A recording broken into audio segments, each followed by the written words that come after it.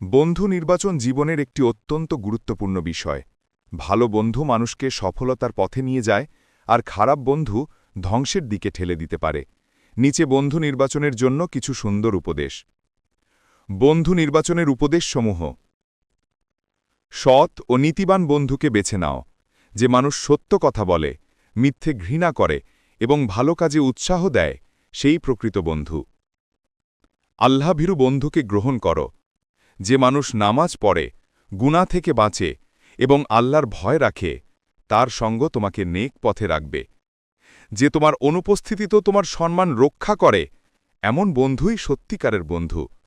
যে তোমাকে জ্ঞান ও ভালো কাজে আহ্বান করে, এমন বন্ধুর সান্নিধ্য হৃদয়কে পরিশুদ্ধ করে। যে গীবাত, পরনিন্দা ও মিথ্যা কথা বলে, তাকে দূরে রাখো। এমন লোকের সঙ্গে বন্ধুত্ব করলে নিজের চরিত্র নষ্ট হয়।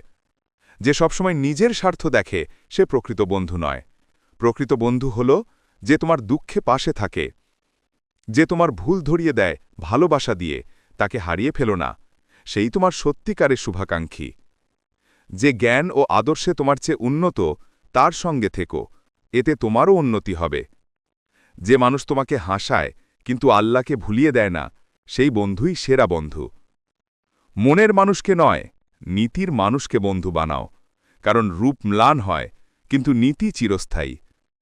রাসূলুল্লাহ সাল্লাল্লাহু আলাইহি ওয়াসাল্লাম বলেছেন, মানুষ তার বন্ধুর ধর্মের উপর চলে, তাই তোমরা কার সঙ্গে বন্ধুত্ব করছ তা দেখে নাও।